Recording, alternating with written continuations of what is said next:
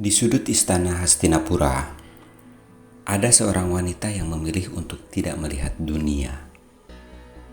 Meski ia lahir dengan mata yang sempurna, Gandari namanya. Kesetiaannya bukan hanya kepada suami, tapi juga pada nasib yang telah ia terima, tanpa pernah ia minta.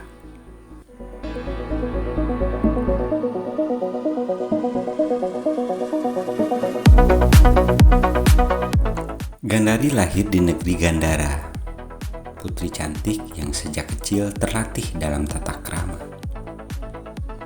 strategi dan penguasaan diri.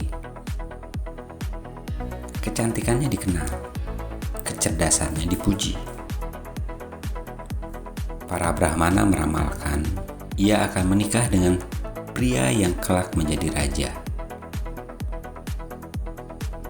Tapi di balik tahta itu, ada kehancuran besar yang akan menelan keluarganya.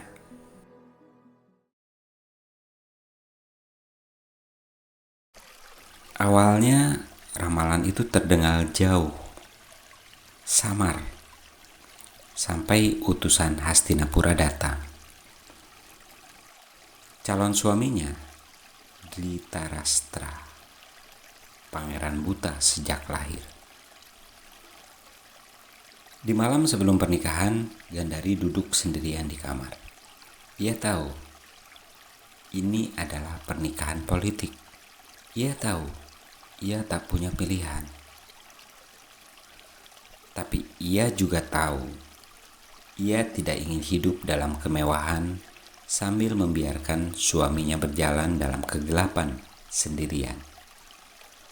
Maka ia mengambil selembar kain dan mengikat matanya sendiri seumur hidup. Bukan karena ia tidak ingin melihat dunia, tapi karena ia ingin merasakan apa yang suaminya rasakan. Kesetiaan itu membuat para tetua kagum, tetapi juga membuat sebagian orang bertanya, apakah ini pengorbanan atau penolakan?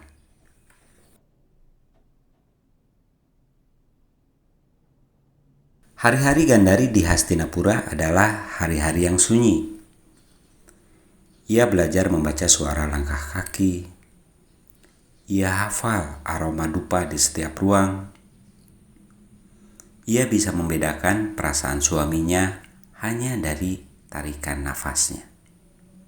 Dari rahimnya lahir 100 anak laki-laki, Kurawa, dan 1 putri, Dusala.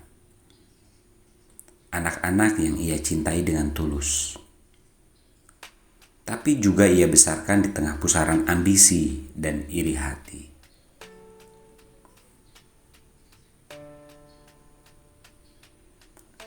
Di sudut lain istana, Kunti, istri Pandu, hidup dengan caranya sendiri.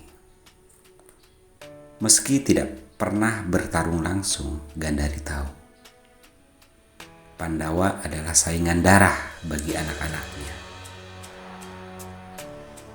Hubungan mereka seperti air dan minyak.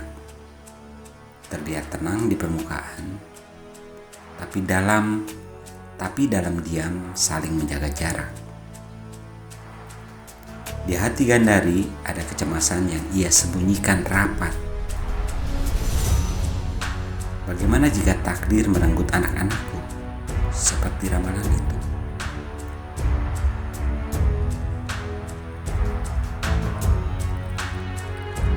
Ketika Pandawa dan Kurawa saling menantang di medan Kurusetra, Gandari tahu inilah ujungnya. Ia memanggil Duryodhana, anak sulungnya, dan berpesan, "Anakku, kau adalah darah dagingku." Kemenangan yang dicapai dengan keserakahan hanya akan menjadi abu. Tapi Duryodhana tidak mendengar. Atau mungkin ia mendengar, tapi memilih untuk tidak peduli. Di hari-hari terakhir perang, Gandari membuka penutup mata untuk pertama kali. Ia menatap tubuh Duryodhana, luka, lemah, tapi tetap menyombongkan diri. Dengan sisa kekuatan batin yang ia punya, ia berdoa agar tubuh anaknya kebal. Namun karena Duryodhana malu membuka kainnya di hadapan ibunya, perlindungan itu tak sempurna. Dan itu menjadi celah yang menewaskannya. Saat perang usai, bangkai-bangkai kuda dan kereta memenuhi padang. Anak-anaknya, 99 dari 100, tewas. Gandhari berdiri di tengah darah dan debu. Dalam diam, ia memanggil nama Krishna. Wahai Wasudewa, engkau yang kuanggap bijak. Mengapa engkau biarkan ini terjadi? Engkau bisa menghentikan perang, tapi kau memilih membiarkannya. Demi itu ketahuilah, keruntuhan keluargamu juga akan datang. Kutukan itu keluar dengan getir, bukan dari kebencian semata, tapi dari hati seorang ibu yang kehilangan segalanya.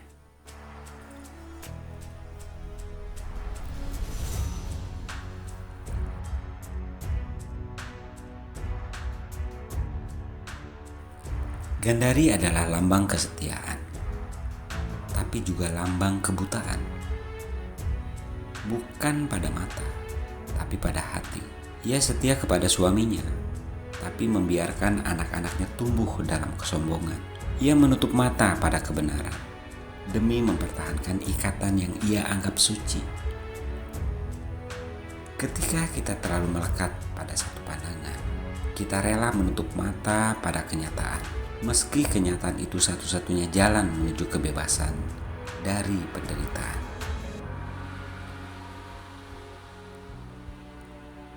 Gandhari menutup matanya seumur hidup, bukan karena ia tak bisa melihat, tapi karena ia tak ingin melihat perbedaan nasibnya dengan sang suami. Namun kain itu juga menutup jalannya menuju kebijaksanaan.